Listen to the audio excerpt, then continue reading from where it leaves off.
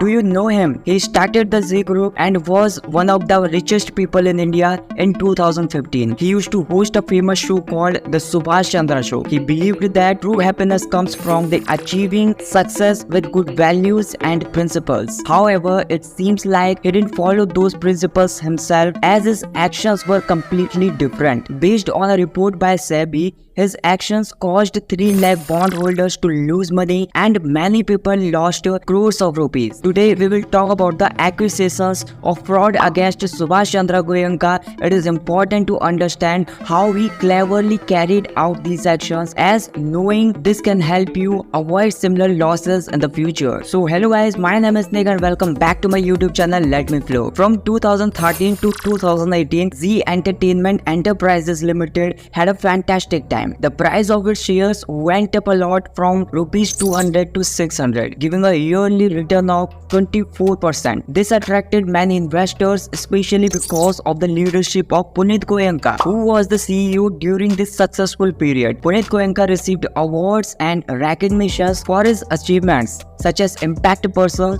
of the Year in 2014 and Best CEO and 40 Under 40 Business Leader from Business Today Economics Times. On the one hand, the company was growing well and people were positive about its management. As a result, investors were buying stock. However, something happened in 2019 that led to the investors losing their money. Their wealth was destroyed and they suffered financial losses. Now let's start from the beginning. Subhash Chandra Goenka came from a regular family. He started his business by trading rice and later ventured into the packaging industry with his company called SL Packaging. When he went to the USA, he got inspired by Disneyland and came up with the idea of creating an amusement park in India. He made his idea a reality and created SL World, which became the first amusement park in India located in Mumbai. After his earlier achievements, he decided to get into satellite TV. Satellite TV became very popular in the 1980s, and Subhash Chandra Goenka saw an opportunity on 2nd October 1992. He started his first channel, Zee TV, which became very popular for a daily show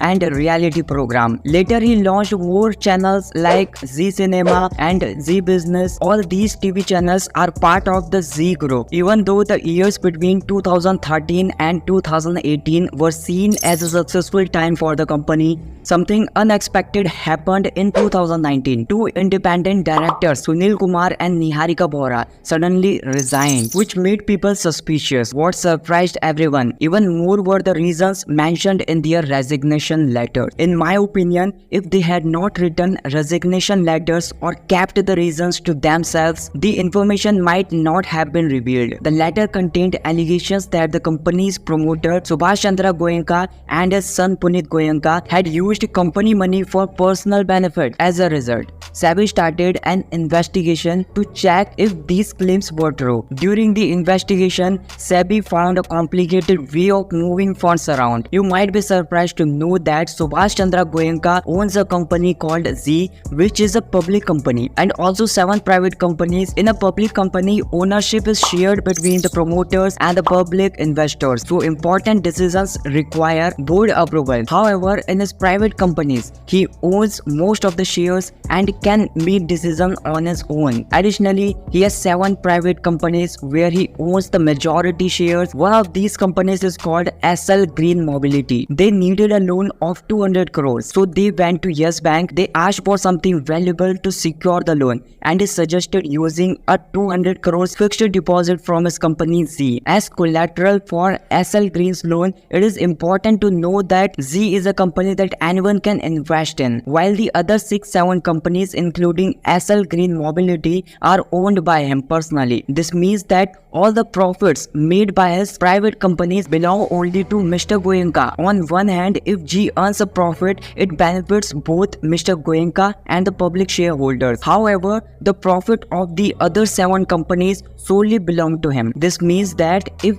SL Green makes a profit, it only benefits Mr. Goenka, but any losses will affect the public investors. According to SEBI's report, he created his agreement. As a result, SL Green Mobility failed to meet its obligations. When SL Green Mobility could not repay its debt, Yes Bank claimed 200 crores from Z as collateral. As agreed upon earlier, this upset the people investors of Z who believed their funds were misused. SEBI instructed Mr. Goenka to return the 200 crores from SL to Z. To accomplish this, he made a series of transfers, moving the money through different companies before eventually returning it to Z. He tried to make it seems like SL returned the money to Z, but in reality, the money just moved around within Z. This was shown as an example how he transferred 143 crores within Z in a circular way. SEBI investigated this complex matter and understood what happened. There is also another investigation happening involving Z's CEO, Punit Goenka. He is accused of using a 400 crores loan from his company, Shirpur Gold Refinery, for personal benefits. When a company's management gets involved in such issues, the company's performance suffers. In the past 5 years, the company's sales grew by only 4% each year, and its profit decreased by 44% each year. When people found out about these reports, they realized they had already lost a lot of money. The lesson here is that many people invested in Z expecting a merger with Sony. They also expected Reliance to acquire future retails, but those deals didn't happen, causing investors to lose a significant amount of money. Investing in shares of a company based on events like a merger, like gambling, because you can't be certain about the outcome. Unfortunately, people who invested in such situation ended up losing lot of money. It is important to note that even if a company's products and growth seem good, if the management is not competent, shareholders are likely to suffer losses. Moreover, the TV industry is not doing well as more people are watching content on platforms like YouTube or OTT platforms. ZEE5 has entered the OTT market, and its success depends on doing something extraordinary and making smart decisions. Even though the problem started to become known in 2019, people still kept investing. Even though we had high hopes for the merger and expected good results, it ended up being a complete disaster. That's why it is really important to focus on the basics, like having a strong business, solid finance, and capable management. If any independent director or auditor resigns in the future, it is crucial to find out why they left. If you notice anything suspicious, it is best to sell your investment quickly. Feel free to share this video with your friends. Thank you very much for watching this video. I'll catch you in the next video. Take care.